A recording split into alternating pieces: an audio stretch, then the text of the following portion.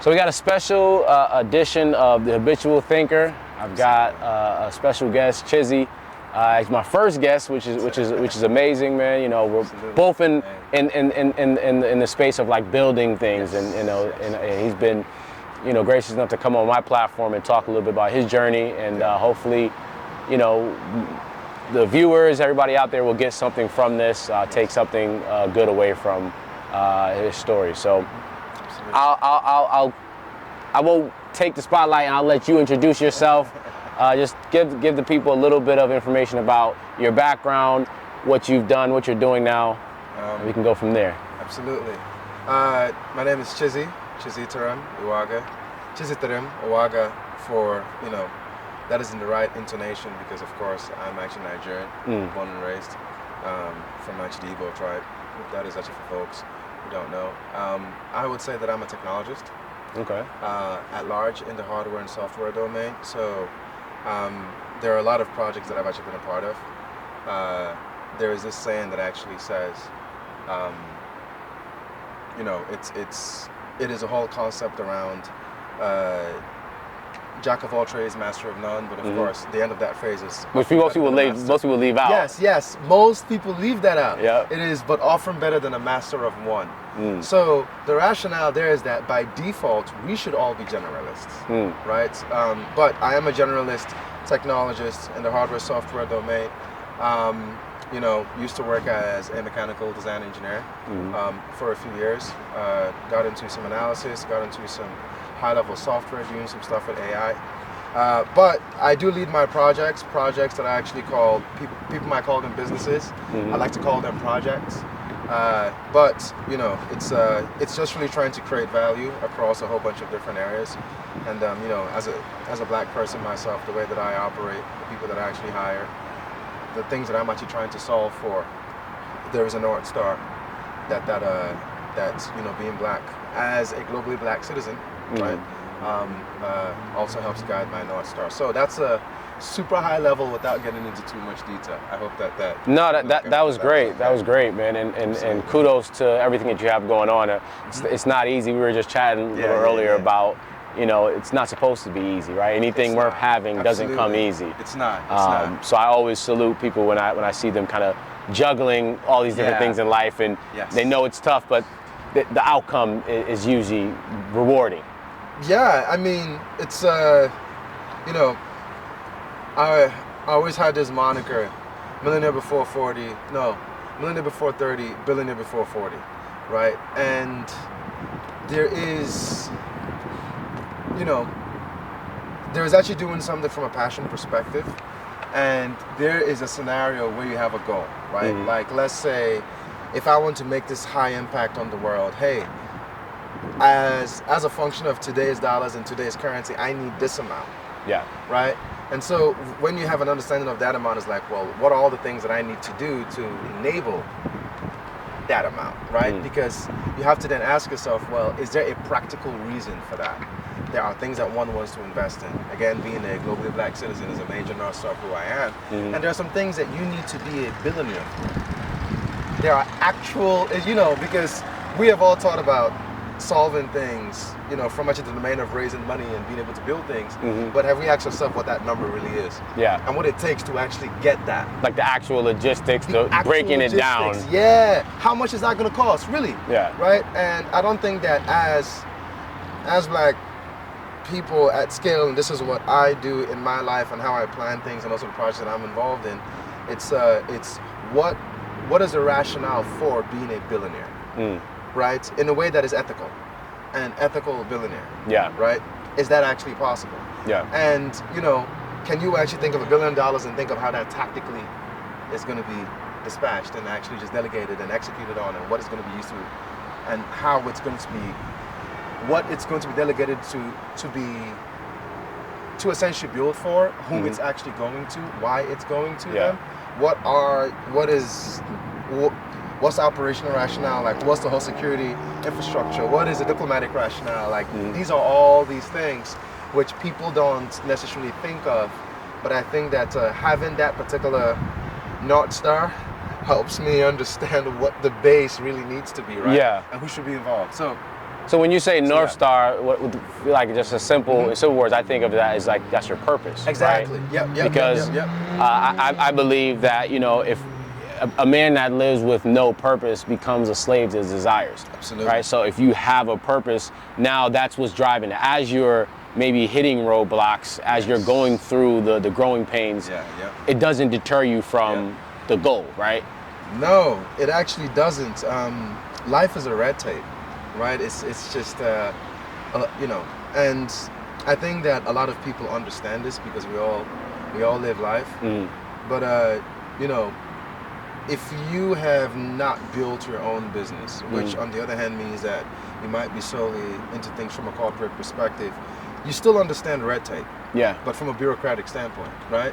But from a business project enablement purpose scenario, life becomes the red tape. Even if it's, and me and my friends kind of joke about this, there is a personal admin side of life. Right? Personal, just live red tape. Then there is a business side of being able to lead the project. Of course, working with an organization is great, but leading the project and dealing with business permits, right? And then dealing with having to wait for the, you know, financial person or tax person to actually get something in time because you need to apply for this, right? It's all these little nuances, and you still don't stop because there's a beauty in really learning that, right? It's like, man, I know that not a lot of people just know they can't do this. I have a resume that is fundamentally unique. Right. Well, to drill in that, so like you said, a lot of people can't do this. Why do you think it is that a lot of people, and I don't even like to use the word can't, why do they choose not to? Like people may say, okay, I want this, but this is the journey that I have to go on to get it. I don't want that. Like, why do you think people just don't choose not to or say they can't? Yeah, like, so because people have not necessarily seen it. I think that a lot of people in our community have not seen high level, powerful masters of the universe, billionaires, millionaires across other sectors as normal. Like, okay, I know that guy is a billionaire talking on this podcast about this. And I could relate to him because he's saying something that I actually just talked about elsewhere. If you can relate to that, then you can relate to, or at the very least, conceptually to the numbers that he's dealing with. And at that point, you have to ask yourself, well, if I know that this is a personality that's had some sort of a relationship with my own upbringing because we all come from the same place and we have a similar struggle, then it's like, once you start to understand things from that number perspective, you will start to see that there are all these particular details. But I also think that a lot of people don't want to be powerful. They don't want to grab power. They're just saying that. They just say it. You don't, because, you know, we have also been trained to believe that power is this thing to be demonized. Power is just power, right? Like a gun, like this, like that. They're all tools. So I like what you said about it, that people don't want it and it's because it's been demonized. Yes. How? I guess from your point of view, because I believe we're marketed to at every second of our lives from the time we were born. And that's really what dictates why we think the way we think, hence it's being the habitual thinker, why we have certain habits. Why do you think that people look at it in that light? So it's because we have been preached to the gospel of humility and humility alone. Humility and power. It's all about balance, right? They'll actually just go hand in hand, right? Yes, I want to be humble, but I need to feel that I'm powerful enough to do something, right? Because that is the only way that you can show true appreciation of yourself and your culture. Because you want to propagate it in an ethical way to the world. And that means being able to have power to actually do so. Right? Again, there is a way that this can be done ethically. But I think that because people have been preached to about this humility and only humility, then everything is all about being humble. Even the way that, you know, like going into the concept of prayer, right? Prayer is always seen as a supplication, which is good. But prayer can be a command. Hey, I need that. Right? It's and you know, it's even actually from those precepts, there are things there that actually tell us that we should not only just be humble. we should also want to have power. We should feel that we can seek power. Because power is self-love. Seeking power in an ethical way is self-love. So that is why I think, you know, some people still stir away from it, because it's just, hey, you need to be humble, you need to be this. But if you are that, then how can you truly express yourself, especially if it's coming from a good and positive place and you're actually working with people rightly, that isn't ethically? Why can't we have power that is ethical? Why can't we also be ethically humble? Yeah. Why can't we, you know, of course, prayer is supplication. Why can't you pray as a form of command, right? You know, sometimes you have to actually have this, you know, soft approach, and then there's a hard approach. Yeah, right? you got to pretty much read the room and see what approach is appropriate to be, you know, to get whatever said result is that you're looking for. Exactly. But power is also one domain that we should exercise. Yeah. So I want to take it back a little bit, because, you know, it seems like this is something that's been ingrained in you. And I personally believe as we get older and become adults, we're just more of what we were as children, or a lot of things that we were taught as children stick with us throughout our whole life. So can you take me back to, I guess, growing up in Nigeria, like what spurred this type of mindset, this strong mindset that you have now that obviously has helped you within your career and also, you know, with your businesses? It is hard to say. Like, upbringing is a huge part of certain things, but as you get older, you actually start to see kind of all the lessons that your parents focus on teaching you. But then you see that there are some other lessons that they might not have actually showcased. They may not have known. They actually just may not have known. And so I think that the concept of a strong mind only comes from trauma, right? This is something that one could actually just write a book about. Like, there are some things that I've actually gone through just from a personal perspective that I just said never again. Yeah. Right? Would you mind expounding on that? To a degree, just not quite. Okay. But, you know, just, it's, you know, actually just from like a familial perspective, definitely actually from a work perspective, there is that spark of something which you go through that ultimately gets you to a point where you say, never again. And once you get to that point, you don't know if you are that kind of person. I don't know, right? Because you are raised to be this, you know, proper person who comes up and does things a certain way and does not push, you know, just push against the system. This is what you were taught. This is what you were taught, but it does not mean that it's still, you still have that in you. Yeah. Right? But you need, you know, the concept of a rite of passage, right? It is about people facing trauma and coming out on the other side of it. So did you go through a rite of passage in Nigeria? Because I've talked to other people in different countries in Africa, and they've told me a little bit about like a rite of passage of becoming a man, and what they've gone through. Have you been through something similar, or? Not in a traditional way. I wish that this is something which we still heavily propagated, you know, coming actually from a Christian background, things of that nature. The rationale was things that were not traditional, or the things that were traditional in a particular kind of light were not necessarily, some things were actually frowned upon, right? And I think that when you don't understand that, you actually lack the understanding of a few other critical things. For example, there has to be, a man has to go through a rite of passage at every stage in his life. There is always that trauma that he must overcome, always. And, you know, being able to enable that traditionally from a younger age, I think would, you know, just would have been like a great teaching moment. But that is not necessarily what my experience was, because of, you know, just from that religious perspective. But you can only pray to be able to overcome what it is that actually comes at you. Because I did not know that this is the kind of man that I would turn out to be. Right? Just understanding how I was raised, understanding all these things.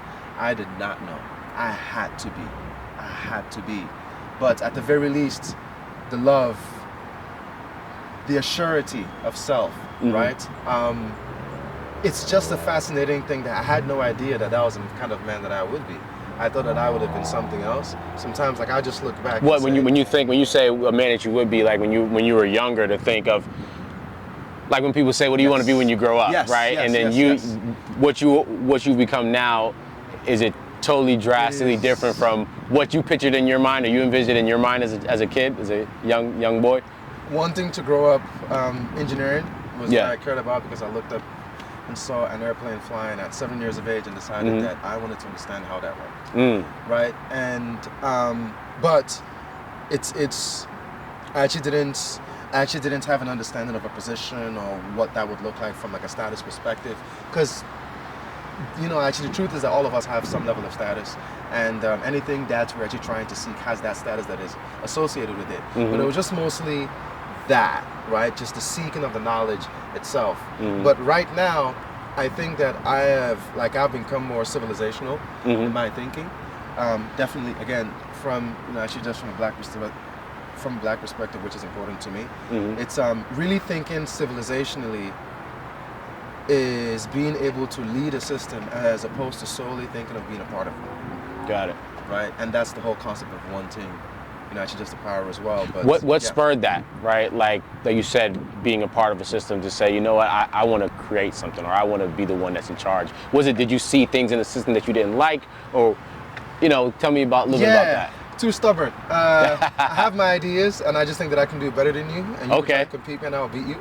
Okay. But even all the places that I actually worked, it was actually wanting to see what was out there and trying a lot of things and seeing things that worked. Again, life red tape, right? Yeah. Seeing all the things that worked, seeing some of the things that didn't work, and gaining confidence from the things that worked, right? Enough to say, okay, I've seen how this works. I see something of a parallel in this other area. I have an understanding of this system from this perspective.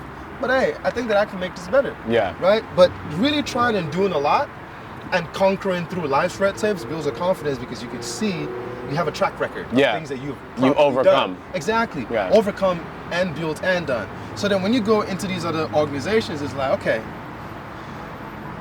and depending on all the things that you've done from a life red tape perspective, you could have done some interesting projects, met some really high level people, have a proper global solid understanding, geopolitical, geoeconomic, socioeconomic, dealing with all that. Yeah. And so when you look at organizations that are so myopic in their vision and so super focused and not necessarily doing things that are risky, but in a way that actually makes sense, and skilling them properly and having the gusto to execute, they're like, man, I done did this, man. Yeah. You have a certain air of confidence. You've seen it. You've done it before. Exactly.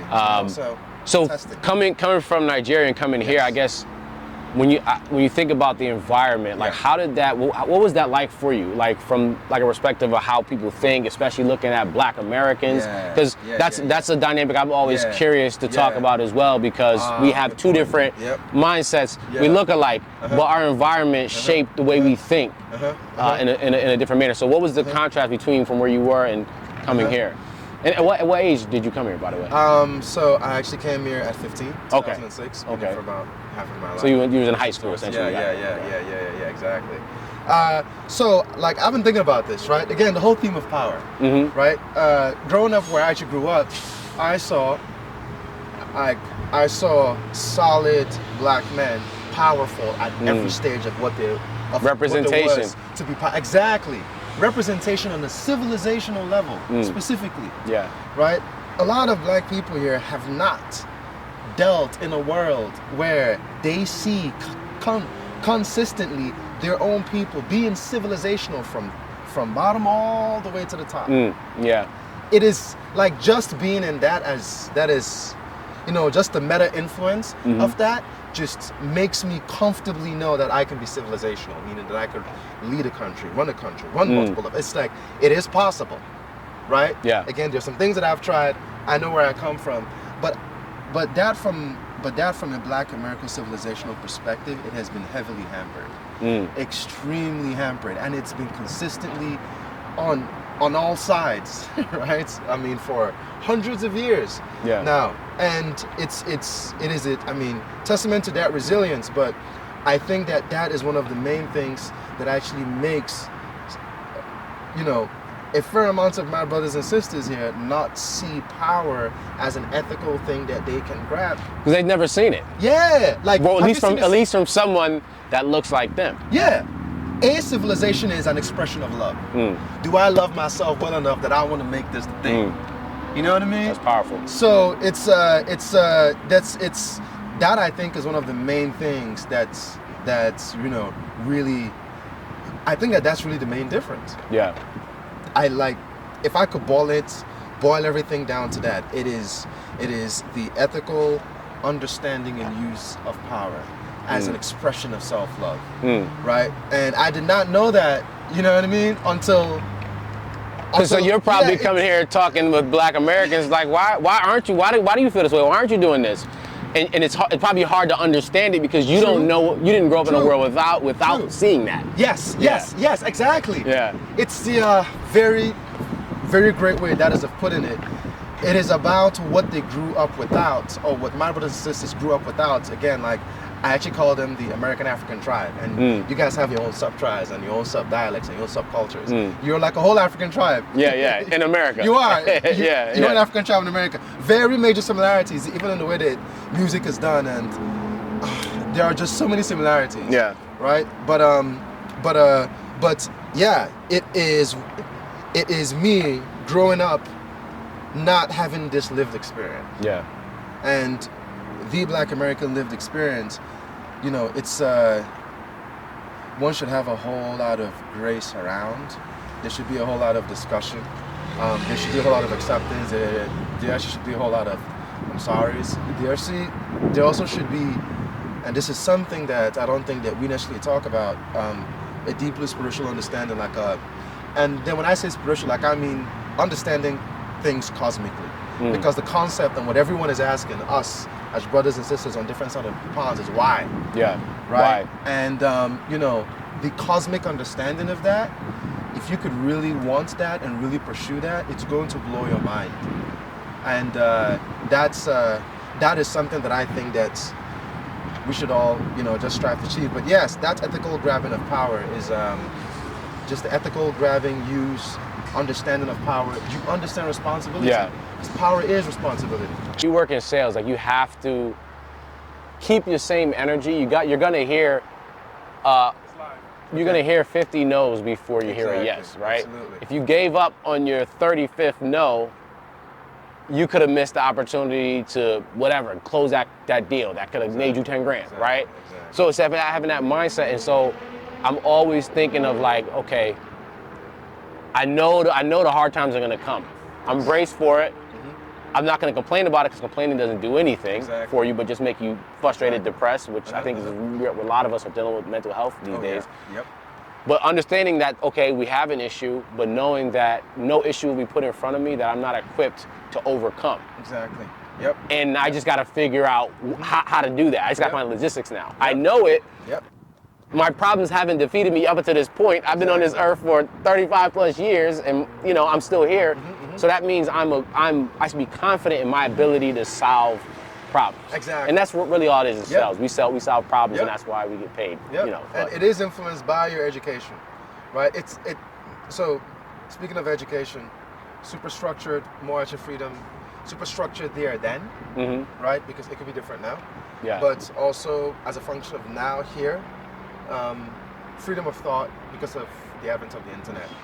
The internet, YouTube University gives you the confidence to go out there, test out things. Yeah. Before you engage in them, you have an understanding of all the things that you could do to make sure that you have like a proper outcome. And you're seeing other people that have done it. Like you don't got to recreate the wheel. Exactly. It's just a matter of doing it. I think people just discount like that they actually have to go through the work. Like they look at a hour video and like I don't get the result in an hour. No, it took a lot of years before that person was able to make that video to show you. It took a lot of time to do that. Yeah, it's you know, do you love it?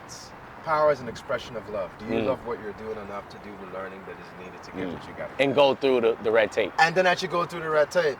You know what I mean? Because you know, like even actually from like a software perspective, like you know, did a lot of design engineering, actually just from like a CAD, you know, just CAD model, and actually being able to actually do all of that. But in this particular software domain, with say the, you know, like the Visual Studio Code interface that you use to run all your different scripts and whatnot, you still gotta sometimes you're not using the right interpreter, right? Mhm. Sometimes you are using that as an outdated library, right? That you've not necessarily updated. Sometimes you got to update other things, Yeah, and then you know, as you These are actually all try roadblocks. all the roadblocks. It's Yeah. like this is actually what I want to do, but as you start doing it, there's Yeah. a red tape in between. Yeah, and I think what a lot of people's heads is they think this is what I need to do, and this is the straight path, smooth, no bumps, and here's my destination. That's crazy. The minute I hit a rock, I was like, oh, this isn't for me. Come I'm done. on, man. And that's what most people do.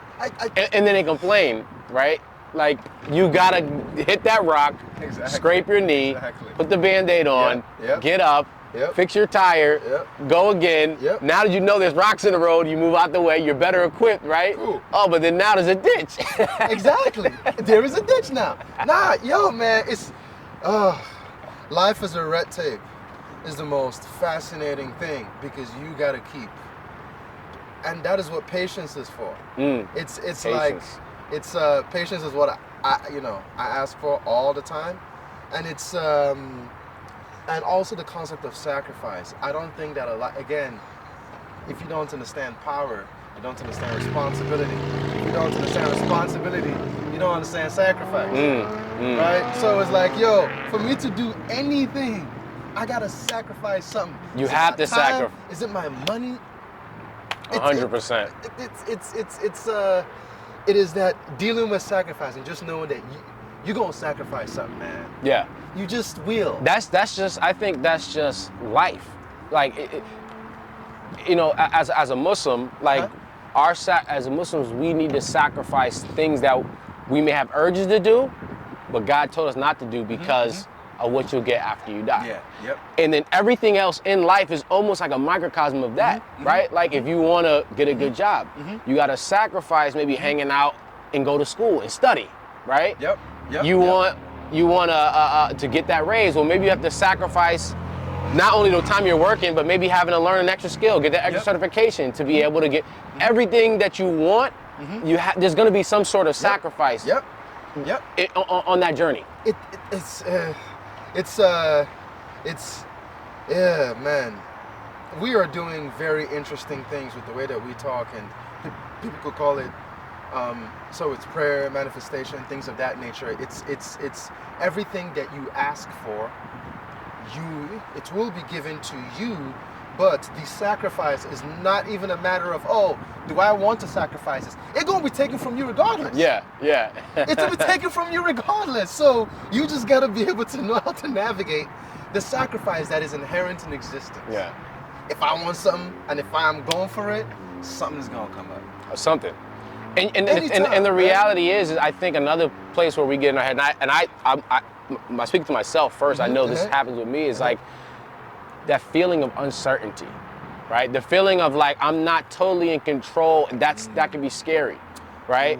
But you can only control what you can control, and the only thing you really can control is your mind, right? You can't control everything that happens to you. You can control how you react to things that happen to you. Right? And if you resist them so much, like, then that's when you get in your head. But if you look at it from a standpoint of like, this happened for me. There was a reason for this, right? Because everybody can look at their life and say, I wanted that, but it didn't happen. And now, you know, hindsight's 20/20. Now that I'm older, I see exactly why it didn't happen. It was better for me, right? So you have to look at it when you're in the moment. Of this is happening. I'm gonna look at this maybe a year from now and understand why. It's not easy though. And trust it. It's not. Oh man, if someone has been poor to the point where they don't have more than $10 to their name and they have ever been in that point ever in life, it forces you to understand that you cannot worry about the next day, because money is also a form of power itself. It helps stave off some of the issues that you are bound to deal with, or some of the issues that you're actually just supposed to understand. But if you've ever been in a place where you've had nothing, truly nothing, you are only forced to wait. Only just forced to just be like, yo, I can't even worry about that, because what am I gonna do there, right? And it is a very fascinating thing, having and then not having, and all the things that actually forces you to actually just sit back and learn. It's like, yo, man, it's it is a fascinating thing, but ultimately the sacrifice is just inherent in all of it. You can't get away from it. You know, it's just speaking even actually from like the concept of prayer. Mm-hmm. There is an understanding of that prayer, speaking things into existence. This is the normal aspect of life. That is what prayer is. If you know how to essentially pray, which is actually the consistent speaking and understanding of your life, you would actually learn to know to say, I want to do this, but these are the kind of sacrifices that I am willing to give. You have to also say, hey, this is actually what I'm willing to. It comes at a cost.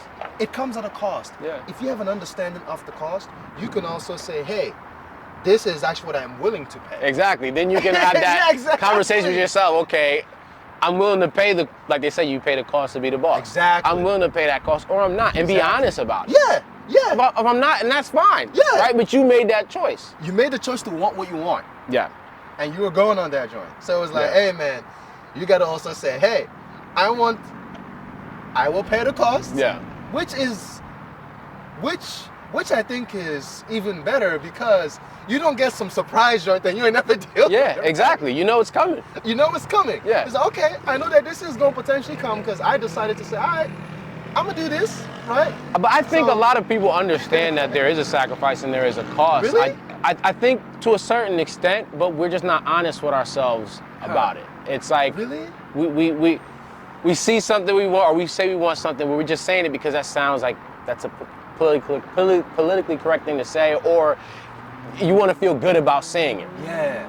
But when it actually comes down to it, if you actually ask yourself, are you willing to get up every morning and do this? Are you willing to, you got to do it. Yeah. But it's easier, it's more comfortable. We're like water, like we want to go the path of least resistance. It's easier to say, oh, well, this happened. This is why I couldn't achieve this, because I got a flat yesterday, and and I get tired after that.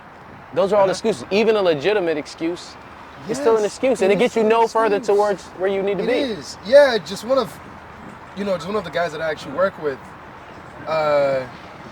he actually the way that he operates and leads, because we all lead differently, right? Is I try to find the root cause of a problem so that we don't touch it again, right? Okay. And then there is a balance of, hey, but we got to move now, though. It is not to say that we should actually spend time only just analyzing what is here, but it's about the let's go, right? Because we can actually try to actually solve for the issues that happened, right? Which is important, right? But sometimes you don't need to. You just need to move forward. You have to move forward because you gotta quickly get to the red tape. Get to the red tape so that you exactly. It's like don't I'm sure you've heard it before. Don't get the paralysis by analysis. Exactly. Right. While you're planning, so I heard somebody say it was pretty cool. Say while you're planning 10 steps, the other person's getting 10 reps.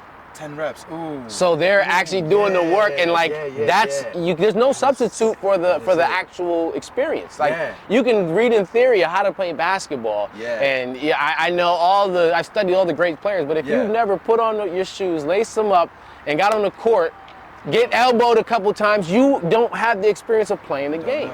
You don't know. And that's like with anything you're doing in life. Yep.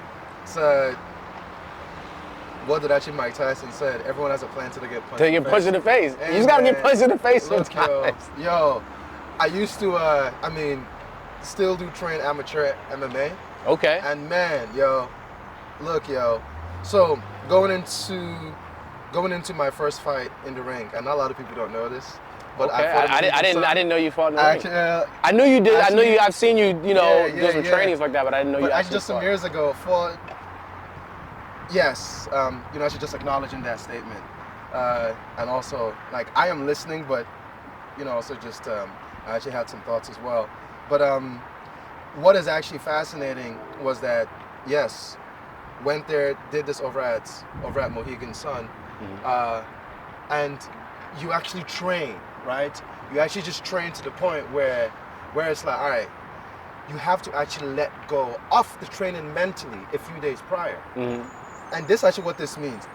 you have trained so much to the point that everything is in your body. All the memories in the body. Muscle you memory. would move, right? You know how to protect yourself. But going up to that fight, you ain't trying to calculate. It's a lot of unknowns. It's just a lot of unknowns. Yeah. And then you would actually get stuck in a particular routine as opposed to having to flow with it. Yeah, Right? yeah. So stepping into Like that. step one, block. Well, how do you know what punch you're gonna throw? Exactly. But going in there, right? You have to stay in that mindset. The first punch that was thrown square was not by me. It was by him. And oh boy, I was like, Okay, it's real now. Yo, and look, you can't actually see the crowd. All you see is just the bright lights and you and the person. And then that flow is slippery. But then the funny thing is, all that stuff goes out the door and you have to purely rely on all the instincts and all the training and then listen to the active real time of your coaches. Yeah. Hey, punch. Even when you don't want to punch, they seen something, so you just throw hands just cause.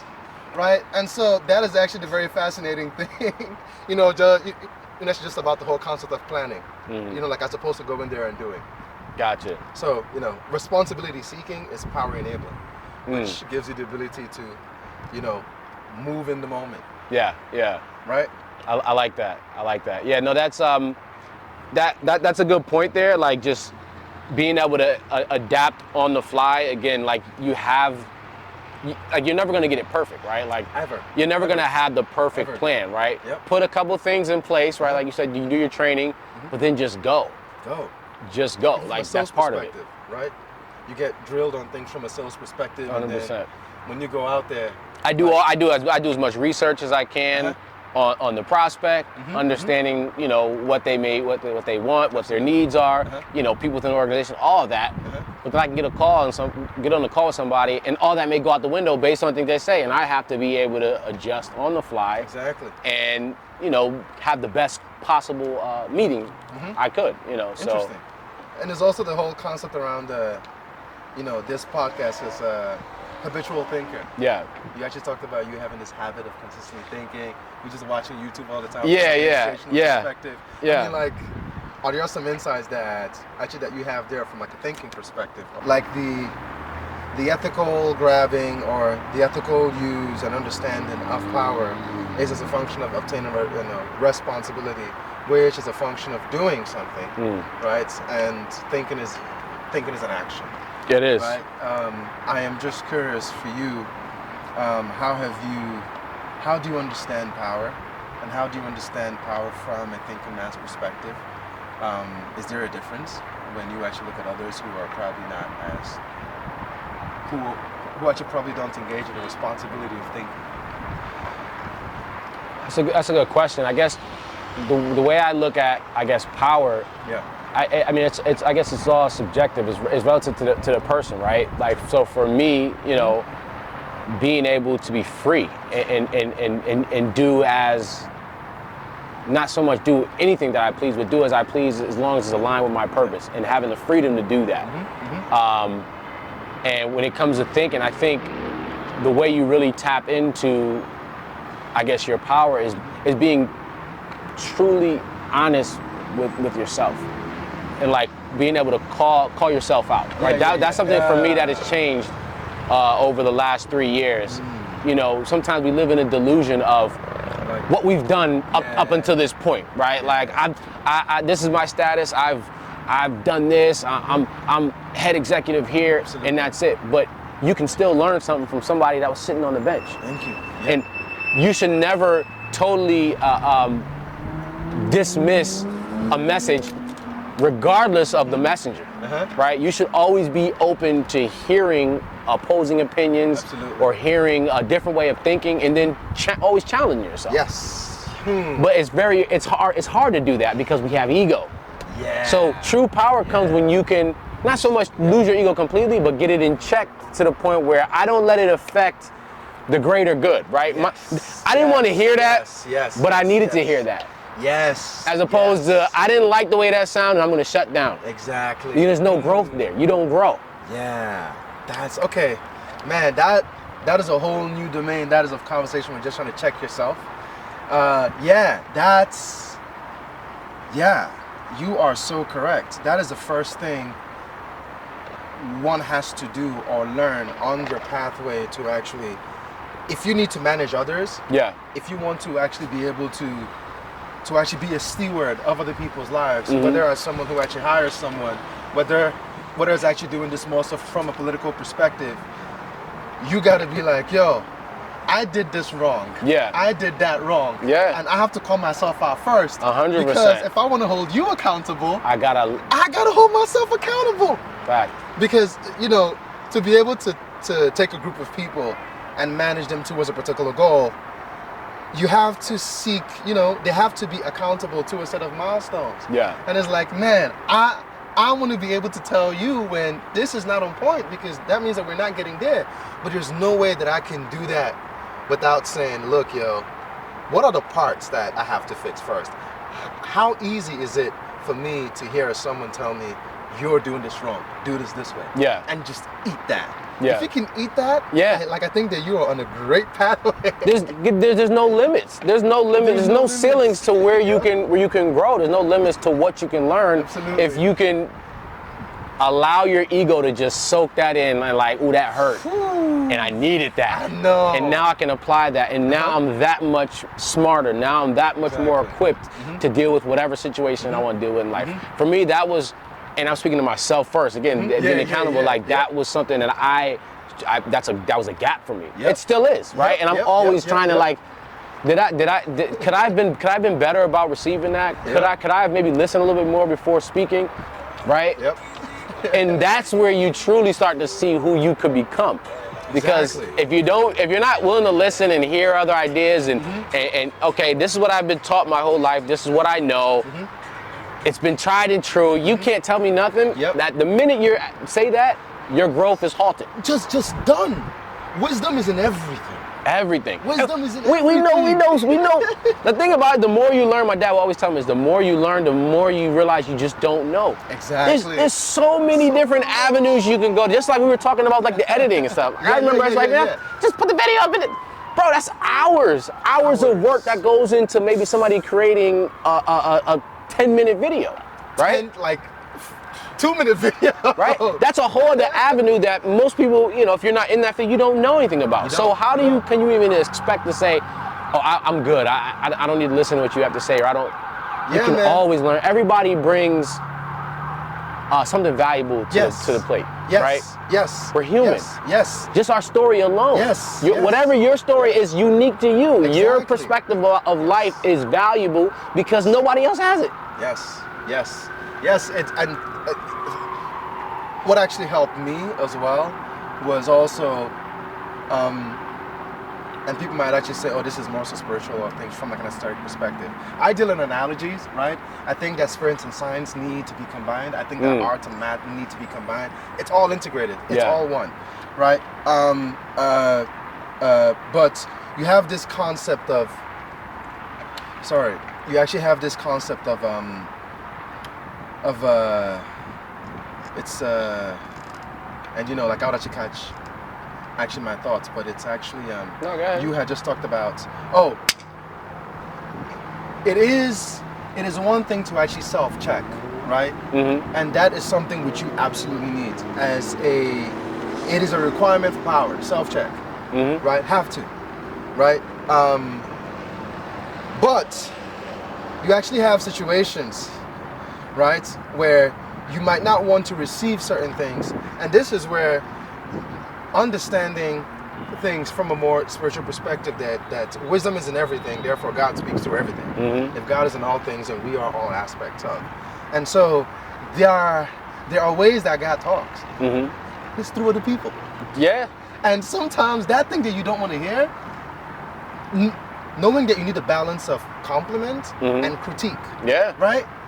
You need to listen to that, because all this wisdom that you ask for could really be coming from that person right there. 100%. You're not greater than anyone. 100%. You know what I mean? So even when I can't check myself, then actually there's something. I have to think about that. Hey, you know what? God might be talking through you, man. Yeah. Let me listen real quick. 100%. Sorry, go ahead. I'm just saying I agree, man. That you're spot on. I personally don't believe in coincidences in life. Yes. Right? So no matter what interaction, how small or what you may think it was small, it's significant. Yep. It's a part of your journey. It's a part of, you know, like I was saying, like we can't control everything that happens to us. There's so many things that are happening. Like if you're going for a job, right? You'd be like, yo, I aced that interview. It was me. I did that.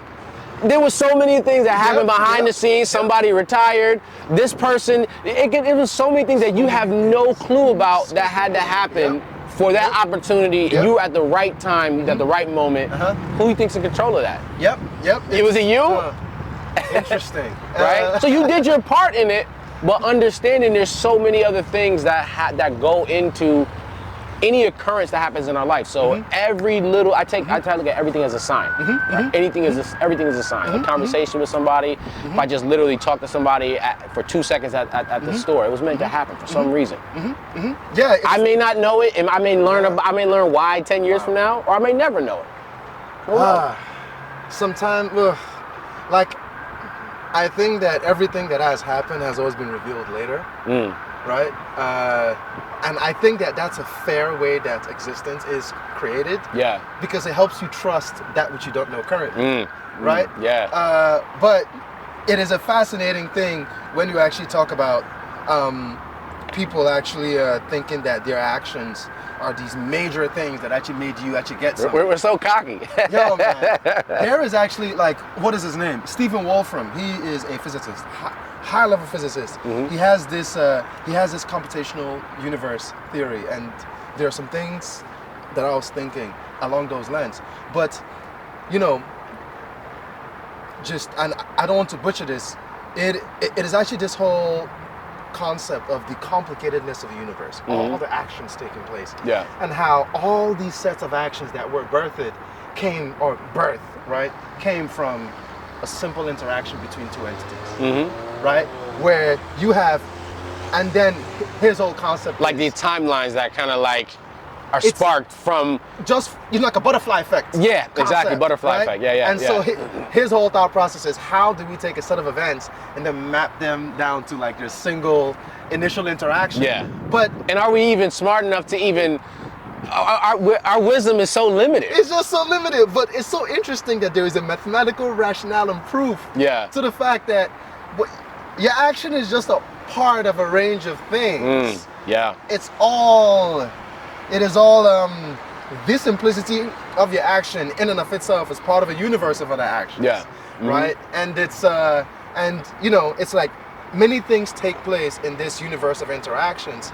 And just to think that your interaction is the only reason why you got this, man. That's arrogant. That's very arrogant as hell. You're always asking for something, and nothing is coincidence, because it's all made for your own good. Yeah. Right. And if you're thinking like that, it also helps guide your actions as well. Yes. Like you've been through certain things in life, and you're like, okay, well, what are the possible implications of this action that I'm going to take? Yes. Even though I want to do it, can this cause harm? Yes. Exponentially to this person, and then maybe I can be honest with myself and say, okay, well, maybe I don't take the action, even though I want to do it, because I'm thinking, because we're all connected. As humans, we're all connected. Right? Because unless you're just an evil person, most people don't want to do harm to others. We'll just say that, most people. I don't know the percentage of it. But you're not, if you're not intentionally thinking about things that you do and the impact they can have, then you can just do things and whatever. I'm doing it because I want this, but you're not thinking of what possibly can happen down the line. You know. I have a question to you then, right? It's what if you knew that your action will hurt someone else, but then there's a greater good? That's a really good question. And that is a part of power and humility and thing that we don't touch. Yeah. Because even God chastises, right? Yeah. God still smack you knowing that you're gonna go through a whole lot of nonsense. No? I mean, if you knew, so our belief as Muslims, like one, I don't know, again, I don't want to butcher this. I understand. Injustice to one is injustice to all. Yes. So you would never, even if you think that something's going to be good, and I guess it depends on the context, you never want to intentionally harm someone. Yes. It doesn't matter if it's just one person, if this can make me $1 million, or this can, you know, in that way of thinking, you almost say you save humanity. right? Because while you may, because our wisdom is limited, right? So while you may think, okay, this can cause so much good, but it's going to hurt this person, it's just one person. You don't know what will happen after that one person. You don't know who that person could have been or what that, you know, there's a whole, again, that butterfly effect. So it's a very, I don't even know how to answer that. It's like, because honestly, right, we live in okay, and this blew my mind the first time that I heard it. Our minds are fundamentally quantum. Everything and every possibility exists. But our existence and what we do as humanity is either yes or no, either or, binary, right? So it's infinite set of things that can happen. Like even every single step, even actually within that step, like I could flick my foot like a different way. Exactly. So you have all these nuances, but there still is a step that actually needs to be taken, right? And you know, like, you know, just with this whole theme around power and understanding and taking responsibility to learn more about the world so that your decisions, right? Because that's the only way that you can understand the implications of things. Yeah. Even then, right? The concept of a greater good, I think, is a discussion that maybe we're not fully just ready to have. But yeah, I mean, that's a conversation. Like, how do you know that God telling you to really do this? Because that's the only way to then verify. Right? Like, hey, look, I know what this is about to do. So, hey man, can I take this decision? And if you look at like stories of like, you know, previous prophets, there's different examples of that. You know. So, you know, it's like yeah, we might have to table that for another discussion. I mean? We can go down the rabbit hole there. Absolutely. But for respectful of time, I want to jump into I want you to talk about some of the things you have going on right now with your projects, this project in Africa. I want you to kind of talk about that so we can, you know, share that with the people and, you know, go from there. Absolutely. Yeah. I actually have a range of projects, but I just wanted to mention too.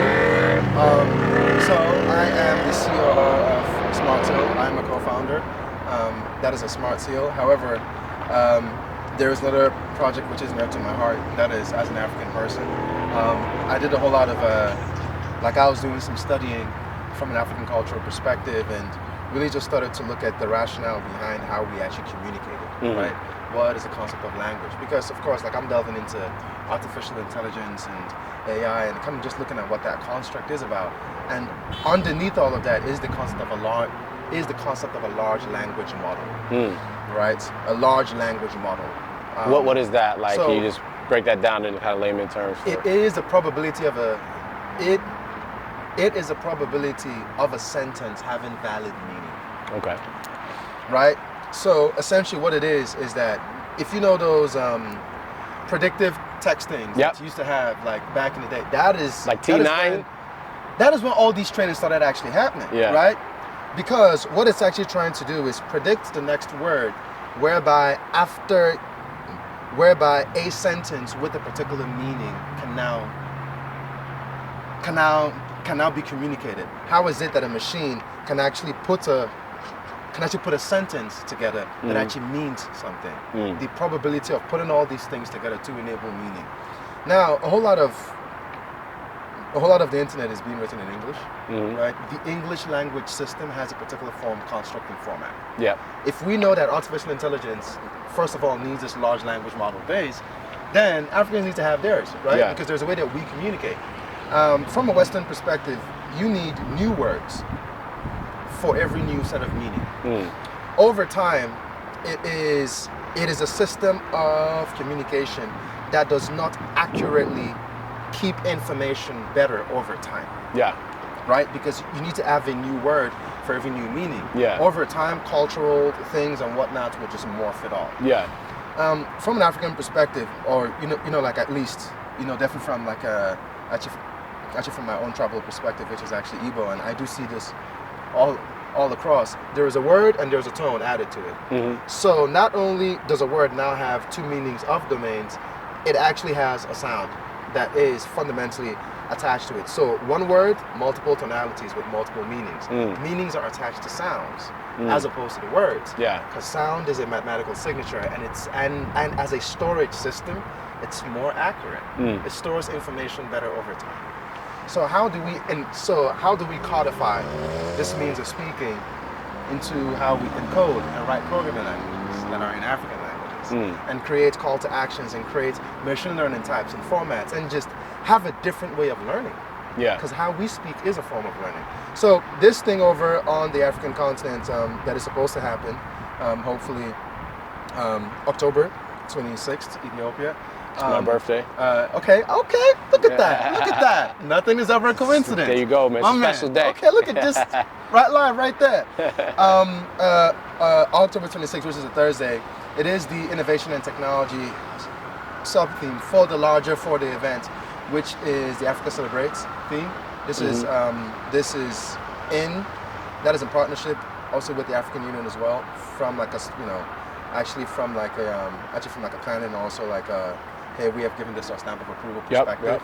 So we're actually looking for speakers across all aspects of the world, but mostly in the linguistic sector, data analysis, machine learning, evolutionary biology, and of course, African cultural precepts. One more thing that I actually just do want to state is that our approach is this concept called the phylogenetic approach.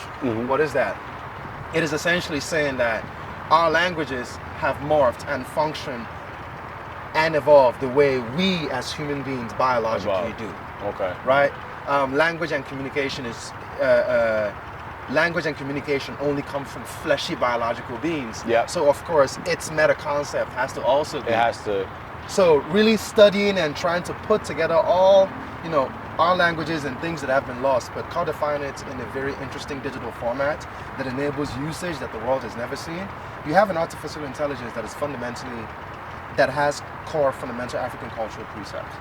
And that is the beauty of what is created. We're in a world right now that can exist. And this is all being put through, that is actually this consortium that I'm a part of called Dumai. So there are a whole bunch of things which we want to actually talk about there.